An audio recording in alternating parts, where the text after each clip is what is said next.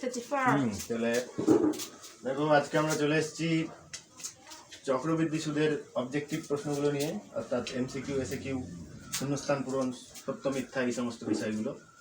তো কষোদিকে অ্যাকচুয়ালি 6.2 নয়, কষোদিকে 6, কষোদিকে 6-এরই একটাই এক্সারসাইজ আছে, মানে 6.1-এর অবজেক্টিভ নেই, ওই 6.1 আর 2 মিলিয়ে একসাথে একত্রিতভাবে অবজেক্টিভ।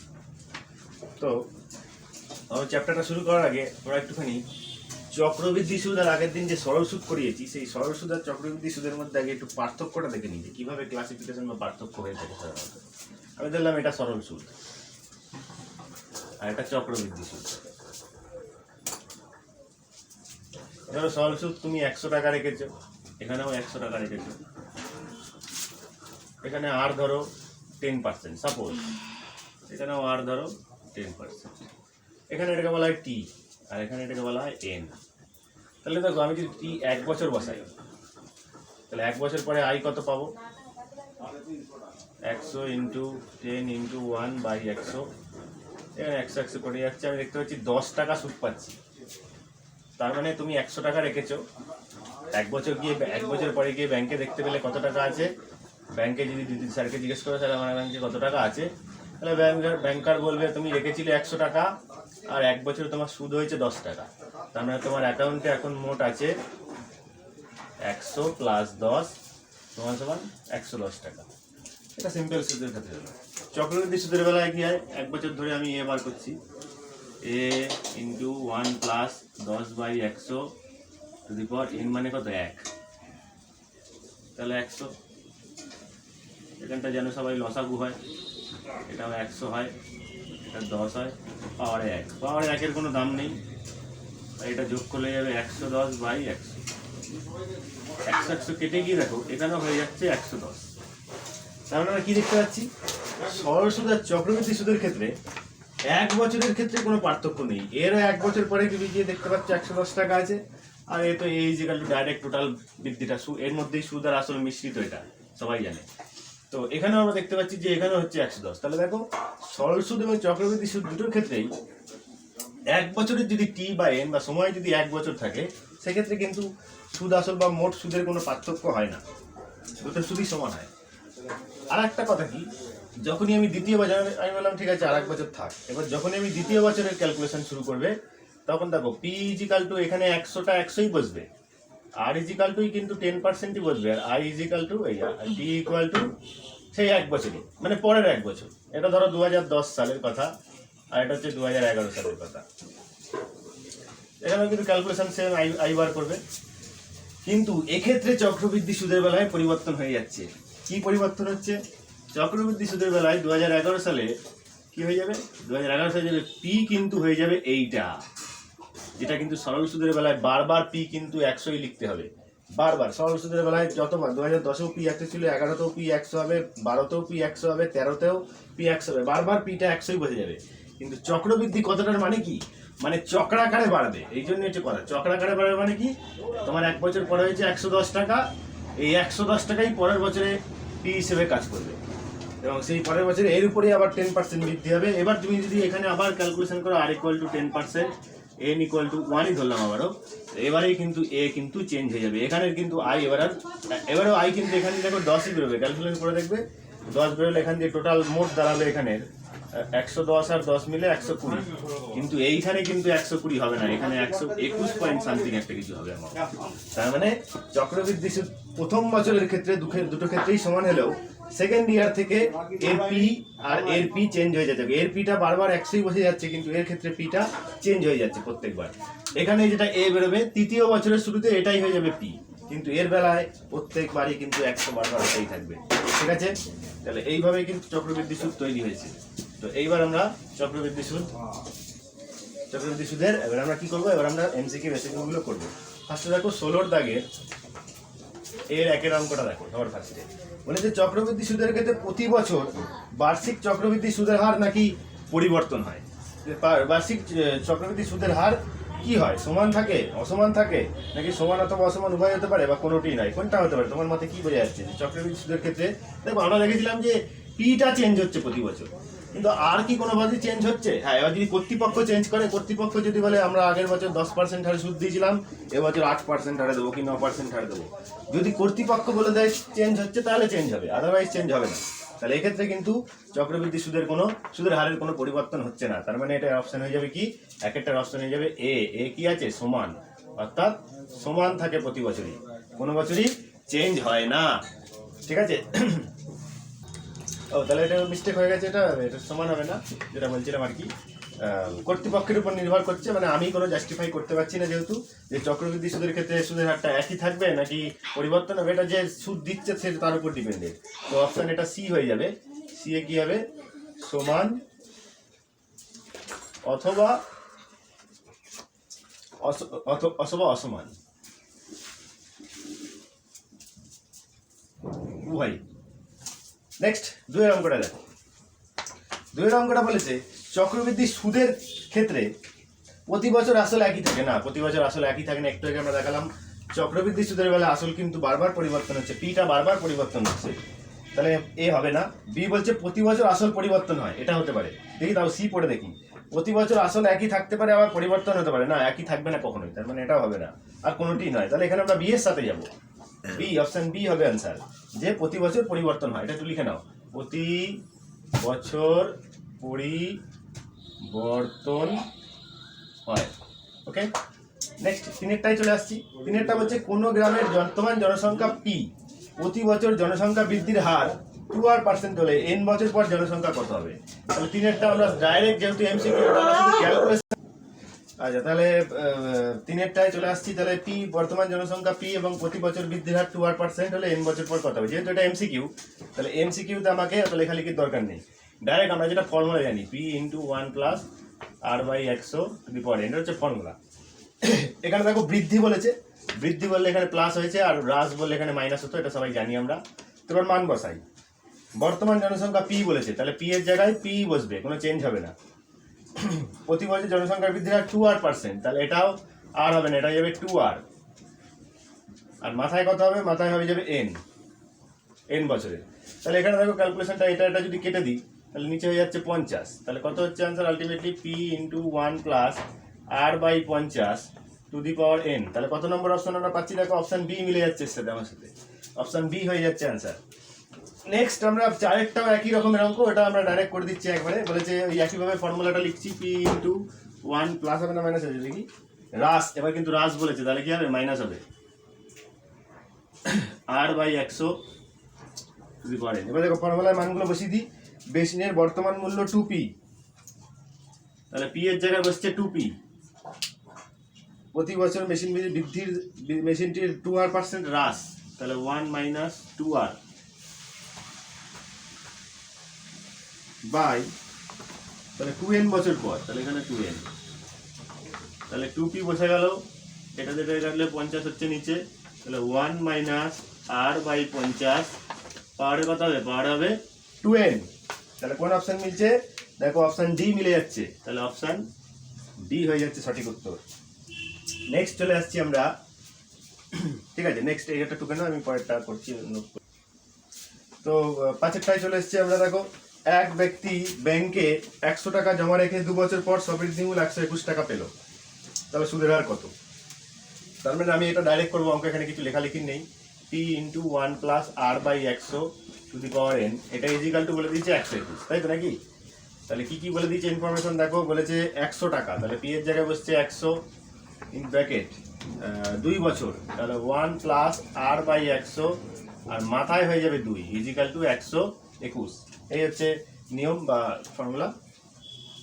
100 কে ওদিকে পাঠিয়ে দাও, তাহলে পরে থাকছে 1 প্লাস r/10 মানে r/100 তার স্কোয়ার ইজিক্যাল টু 100 এখানে গুণ হয়েছিল, এদিকে এসে কোথায় চলে যাবে? নিচে। এরপর আমরা স্কোয়ারটাকে পাশে নিয়ে যাবো, স্কোয়ারের পাশে গেলে কি হয়? 1 প্লাস r/100 ইজিক্যাল টু √121 হয়ে যায় বাই 100। যেহেতু এমসিকিউ অত লেখালেখি নেই, তার মানে আমরা 121 মানে কি 11, আর 100 কত হবে? 10 হবে। এবারে 1 কে ওদিকে নিয়ে চলে যাও, তাহলে r/100 ইজিক্যাল টু 11/10, আর এই একটা দিয়ে গিয়ে যাবে -1, তাহলে r/100 ইজিক্যাল টু 10 এটা কত হবে 11 মাইনাস 10, তাহলে r বাই 100 ইজিক্যাল টু কত হবে 1/10। এই শূন্য কেটে গেল। এবার দেখো কোনাকুনি গুণ করে দেখবে r ইজিক্যাল টু তোমরা পাবে কত 10। তাহলে সুদের হার আমার বেরিয়ে গেল 10। টুকে নাও পজ করে।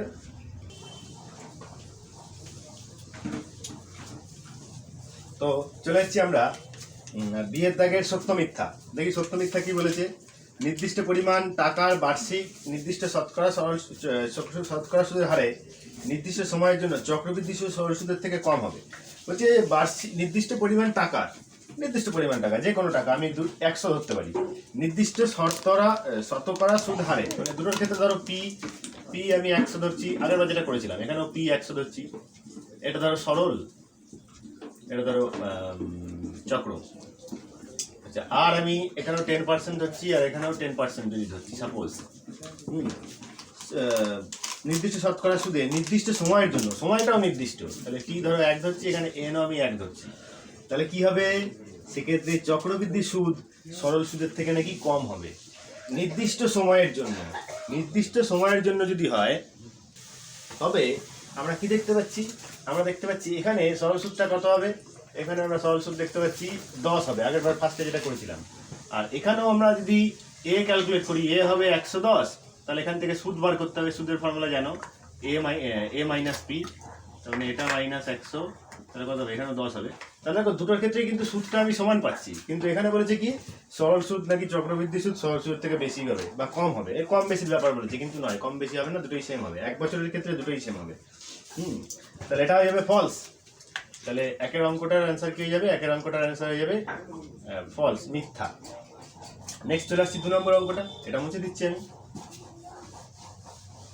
দেখো 2-এরটা কি বলেছে, 2-এরটা হচ্ছে চক্রবৃদ্ধি সুদের ক্ষেত্রে নির্দিষ্ট সময়ের অন্তর সুদ আসলের সঙ্গে যোগ হয়, সেই কারণে আসলের পরিমাণ ক্রমাগত বাড়তে থাকে। হ্যাঁ, এটা কিন্তু ঠিক কথা বলেছে, ভালো করে দেখো। সরল সুদের ক্ষেত্রে নির্দিষ্ট সময় অন্তর, ধরো দেখিয়েছিলাম প্রথমে 1 বছরের পি ছিল 100, আর ছিল 10% আর এন ছিল 1, তাহলে এখান থেকে যেটা এ বেরিয়েছিল সেটা দিলে 110 হয়েছিল, তাই তো। তাহলে দেখো এই ক্ষেত্রে কিন্তু যদি আই তুমি বার করতে তাহলে কিন্তু 10 বেরোতো। তাহলে পরের বার পি কি হচ্ছে, পরের বার পি দেখো এই 100 সঙ্গে কিন্তু এই 10 যোগ হয়ে দেখবে এই 110টাই বসছে। তার মানে কি নির্দিষ্ট সময় পর পর সুদটা আসলের সঙ্গে যোগ হয়ে বসে যায়। এটা ঠিকই বলেছে। তাহলে সুদ আসলের সঙ্গে যোগ হয়, সেই কারণেই আসলের পরিমাণ ক্রমাগত বাড়তে থাকে, এটা ঠিক। তাহলে এটা হয়ে যাবে কিন্তু সত্য। এই সাইডে মুছে দাও। তাহলে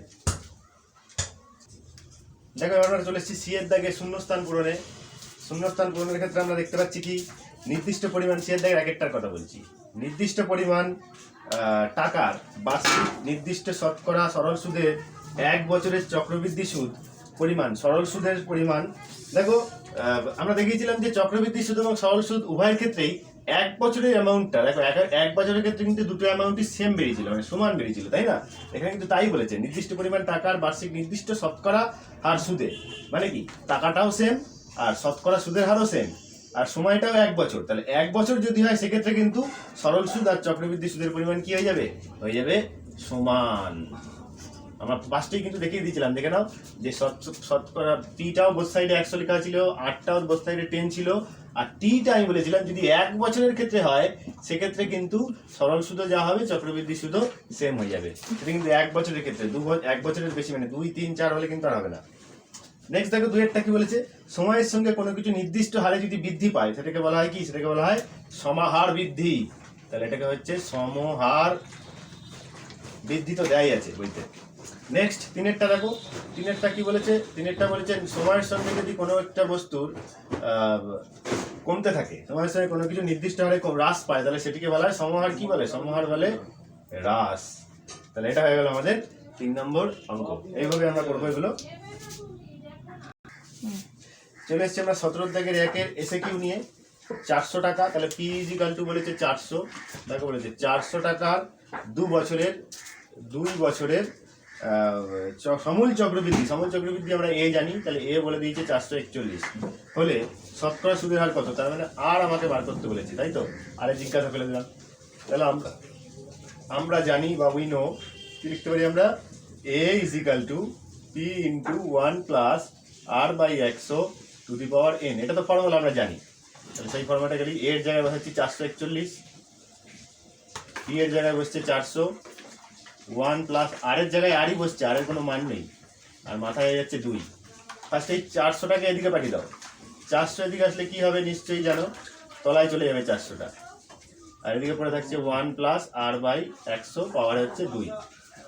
এবার এই স্কোয়ারটা এদিকে চলে এলে কি হবে, রুট হয়ে যাবে এদিকে, তাহলে root over 441 by 400 equal to কিন্তু 1 প্লাস আর বাই 100। এরপরে 441 মানে কত, 441 মানে হচ্ছে 21 ইন্টু 21, আর 400 মানে কত, 20 into 20 equal to 1 plus R by 100 করে আমরা পাশে করছি। দেখো দুটো 21-এর জন্য একটা 21 বেরোবে বাইরে, তাহলে কি হয়ে যাবে পরের লাইন, তাহলে 21 বাই 20 এটা হচ্ছে, আর এ পাশ থেকে প্লাস 1কে এ পাশে নিয়ে আসছি, তাহলে হয়ে যাবে -1 ইজিক্যাল টু আর বাই 100। তাহলে 20 ভাগ করলে 20, এটা 21ই হবে, আর 1 দিয়ে 20কে এর তলায় তো 1 আছে, 1 দিয়ে 20কে ভাগ করলে 20 1 কে 20 ইজিক্যাল টু আর বাই 100 হবে। এবার দেখো উপরে বিয়োগ করলে কিন্তু 1 হবে, 1 by 20 equal to r by 100। তাহলে কাটাকুটি করবো, কোনাকুনি গুণ করছি, 20 দিয়ে আর কে গুণ করলে 20 আর 100 কে 100, তাহলে আর ইকুয়াল টু 100 বাই 20, কাটাকুটি করলে কত হবে 5, তাহলে আর এর মান কিন্তু বেরিয়ে গেল 5। এটাই হচ্ছে আমাদের অ্যান্সার। দুইটা দেখো, বার্ষিক নির্দিষ্ট শতকরা চক্রবৃদ্ধি হার সুদে কিছু টাকা n বছরে দ্বিগুণ হলে কত বছরে 4 গুণ হবে। এখানে অনেক কিছু অজানা। দেখো পি কত যদি জিজ্ঞেস করি দেয়া নেই, আমরা সেটাকে এক্স ধরে নিতে পারি। যদি বলি আর কত সেটাও দেয়া নেই, তাহলে সেটাকে আমরা y% ধরে নিতে পারি। আর কি আছে n, ও nটা দেখো n আমাদের মধ্যে ওরা nই বলে দিয়েছে, n বছরই বলে দিয়েছে, তাই তো নাকি? তাহলে এখান থেকে আমরা একটা a বার করতে পারবো। এর কি হবে p ইন্টু p এর জায়গায় ফর্মুলা লিখিনি, p into 1 plus R by 100 to the power n, এটা হচ্ছে ফর্মুলা আমরা জানি। p এর জায়গায় বসছে কত, p এর জায়গায় বসছে x, 1 প্লাস আর এর জায়গায় বসছে কত y by 100 to the power n। তাহলে a ইজিক্যাল টু আমরা এইটা পেলাম, এইটুকুনি আমরা পেলাম, a equal to x plus এত বাই 100 ইজিক্যাল টু। ওরা বলেছে যে এটা না n বছরে কি হয়ে যাচ্ছে, দ্বিগুণ হয়ে যাচ্ছে। দেখো বলেছে n বছরে দ্বিগুণ হয়ে যাচ্ছে, n বছরে দ্বিগুণ হলে, দ্বিগুণ মানে কি তুমি x টাকা রেখেছো, তার মানে এখানে একটা ছোট করে a ধরানো যায়, কিন্তু তুমি x টাকা রেখেছো তার মানে 2x হয়ে যাচ্ছে, আর 2x টাই তো হচ্ছে সুদ আর আসলের যোগফল, তার মানে এখানে এটা তো লেখা যেতে পারে। তাহলে এই এর জায়গায় আমরা লিখে দিতে পারি 2x লিখে দিলে বোথ সাইডে x কেটে যাচ্ছে, তার মানে আলটিমেটলি কি পাচ্ছি বলো তো, ঘুরিয়ে লিখলে 1 প্লাস y বাই 100 পাওয়ারে n ইজিক্যাল টু কিন্তু 2, এটা কিন্তু আমরা পাচ্ছি। এই জায়গাটা বুঝতে পেরেছো? এটা আরেকবার বোঝার চেষ্টা করো। বলেছে কিছু টাকা n বছরে দ্বিগুণ হয়ে যাচ্ছে, তা তুমি রেখেছিলে x টাকা আর পাচ্ছ কত 2x টাকা। 2xটা হচ্ছে a, যে টাকাটা পাও তুমি 100 টাকা রেখে, তুমি 100 টাকা রাখলে ব্যাংকে, কিছু বছর পর দেখলে 10 টাকা সুদ হয়েছে, তাহলে তুমি ব্যাংক থেকে কত পাবে, নিশ্চয়ই 100 প্লাস 10 মানে 110 টাকা পাবে। এইটাই হচ্ছে সেই 110, মানে x টাকা রেখেছিল পাচ্ছে 2x টাকা, এটাই হচ্ছে a। তাহলে এটা বসে গেছে এখানে, এর মানটা বসে গিয়ে কাটাকুটি করে এটা পেলাম আমি। এবার প্রশ্নটা এখনো শেষ হয়নি, বলেছে এটা কত বছরে 4 গুণ হবে। তাহলে কত বছরে 4 গুণ হয় মানে মানে আমাকে আবার টুকতে হবে। তাহলে p equal to x, r equal to ওই y%ই রইল, n ইকুয়াল টু বার করতে বলেছে। দেখো কত বছরে 4 গুণ হবে, কিন্তু a আমরা জানি a কত 4x হবে, 4 গুণ হয় বলেছে না, তাহলে a কত হয়ে যাবে 4x হয়ে যাবে। তাহলে আবার আমরা ফর্মুলা লিখে দেবো a equal to x into y by, formula আগে লিখি, p into 1 plus R by 100 power হচ্ছে n। তাহলে এর জায়গায় বসে যাচ্ছে কি 4x ইজিক্যাল টু p এর জায়গায় বসছে x, 1 এর জায়গায় 1, আর এর জায়গায় y বাই 100 পাওয়ারে n এর জায়গায়টা আমরা জিজ্ঞাসা মানে n এর জায়গাটা আমরা n ই রেখে দিচ্ছি, তাহলে n এর মানটা আবার ডাইরেক্ট বেরিয়ে যাবে।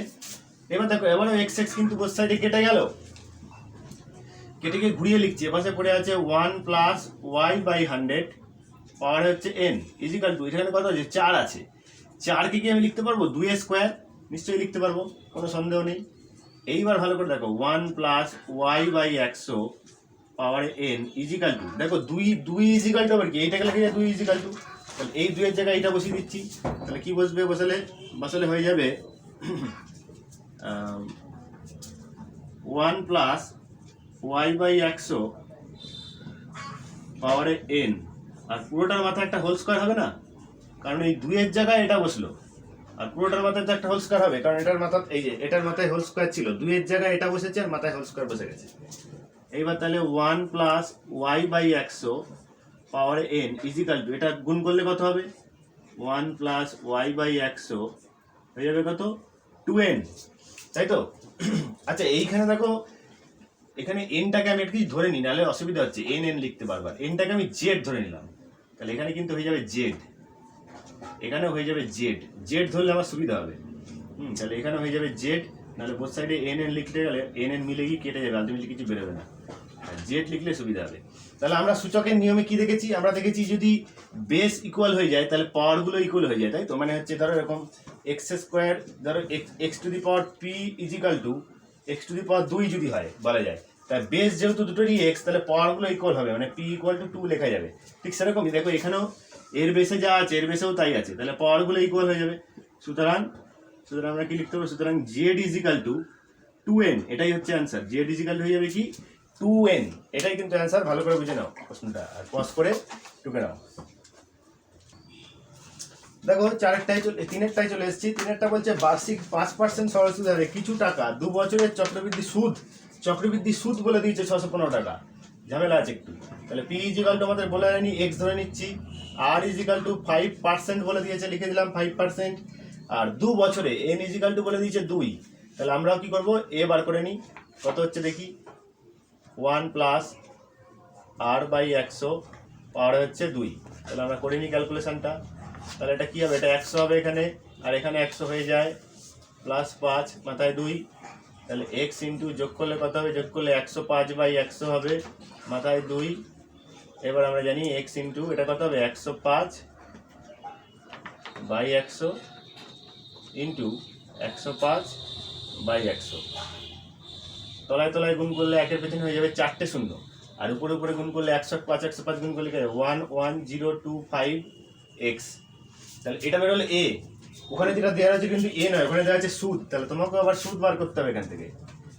সুদ ইজিক্যাল টু কি, সুদ ইজিক্যাল টু ফর্মুলা কি ছিল, এ মাইনাস পি, তাহলে এ হচ্ছে এটা 11025 এক্স বাই হচ্ছে 1 এর পরে 4টে শূন্য, মাইনাস এ মানে পি মানে কত, পি মানে হচ্ছে এক্স, দেখে নাও এ মাইনাস পি, এটা হচ্ছে সুদ, তাহলে বিয়োগ করলে কি দাঁড়াবে, একের পেছনে 4টে জিরো, এটা মিলে যাচ্ছে বলে বোঝা যাবে 11025 এক্স মাইনাস এটা দিয়ে এক্সকে গুণ করলে 4টে জিরো এক্স, তাহলে বিয়োগ করলে কত দাঁড়াবে, বিয়োগ করলে সামনের একটা বিয়োগ হয়ে যাবে 1025 এক্স বাই একের পেছনে 4টে জিরো, এটা আমি সুদ পাচ্ছি। তাহলে আমাদের মতে সুদ, তাহলে প্রশ্নানুসারে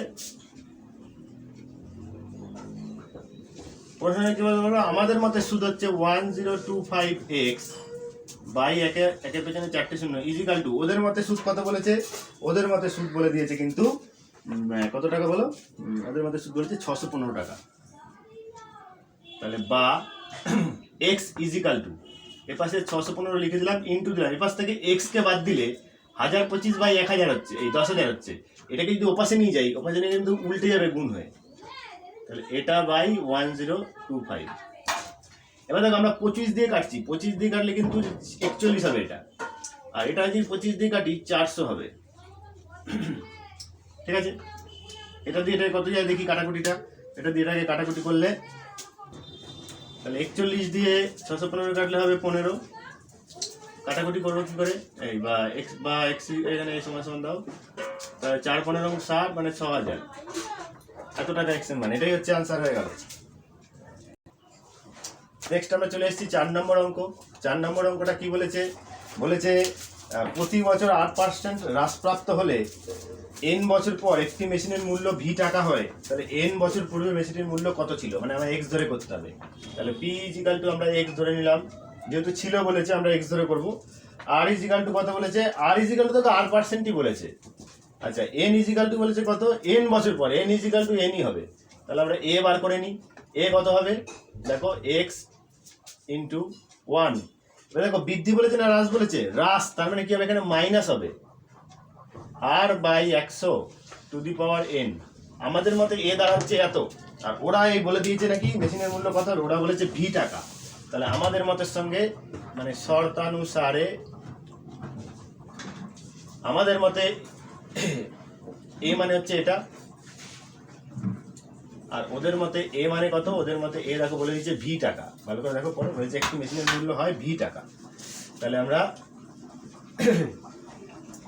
বা এক্স ইজিক্যাল টু বার করবো, তাহলে এক্স কে পাশে রাখছি, মানে এক্স এর সঙ্গে যেহেতু এই পুরোটা গুণ হয়ে গেছে ওদিকে গেলে নিচে চলে যাবে, তার মানে V by 1 - r/100 power n এরকম হবে। এবার মনে রেখে দেবে যে কোনো জিনিস যদি নিচ থেকে উপরে উঠে যায়, মানে ধরো 2/x আছে, এটাকে যদি এই নিচের এক্সটাকে যদি উপরে তুলে বসাতে পারবে, এখানে 2 এর পাশে এক্স কে বসাতে পারবে, কিন্তু নিচের পাওয়ারে কত ছিল, 1 ছিল, তো পাওয়ারে একটা -1 বসাতে হবে। যদি এরকম হয় 2/x³ তাহলে কি হবে 2x⁻³ এরকম মাইনাস হয়ে যায়। ঠিক সেরকমই এই নিচটাকে দেখো অ্যান্সারে উপরে তুলে দেয়, মানে ভি তার পাশে 1 - r/100, এটাকে লিখে পাওয়ারে কত আছে n আছে, তাহলে কি হয়ে যাবে পাওয়ারে -n, তাহলে এটাই হয়ে যাচ্ছে তোমার অ্যান্সার ভি × 1 - এটাই অ্যান্সার। নেক্সট দেখো 5এরটায় চলে এসেছি আমরা। আচ্ছা নেক্সট দেখো আমরা 5এরটায় চলে এসেছি, লাস্ট মেশিনের মূল্য প্রতি বছর r% বৃদ্ধি। তাহলে এখানেও কিন্তু rটা r%ই হবে। বৃদ্ধি হলে n বছর পর, nটা আবার এই nই হবে। জনসংখ্যা হয় p, এবারে কিন্তু এ বলে দিয়েছে p জনসংখ্যা যেটা হয়, তাহলে n বছর পূর্বে কত ছিল, তাহলে এখানেও pটা আমাকে ধরে নিতে হবে x। আচ্ছা তাহলে ফর্মুলা a = x × 1 + r/100⁴n। তাহলে a এর জায়গায় হয়ে যাচ্ছে p, কি করলাম হ্যাঁ আমরা শর্তানুসারে করছি, এখানকার ফর্মুলা হবে a = কি হবে x × 1 + আগের বার যেভাবে করলাম সেভাবেই করছি, যেহেতু বৃদ্ধি বলেছে তাই প্লাস হচ্ছে n। ওকে, তাহলে a এর মান বেরোলো এটা, আর শর্তানুসারে তাহলে কি হবে, আবারও শর্তানুসারে হয়ে যাবে x × 1 + r/100⁴n। আমাদের মতে সরলসূত্র হচ্ছে এটা, আর ওরা বলেছে জনসংখ্যা হচ্ছে সরলসূত্র জনসংখ্যা হচ্ছে এটা, আর ওরা বলে দিচ্ছে এটা কি p, ওরা বলেছে p। তাহলে আবারও x = কি হয়ে যাবে p / 1 + r/100⁴n। তার মানে x = কি হবে, এটাকে উপরে তুলে কি যাবে p × 1 + r/100⁴n। তাহলে এটাই হয়ে যাচ্ছে অ্যান্সার। ওখানে চক্রবৃদ্ধি সুদ এই সাথে আমাদের শেষ হয়ে গেল।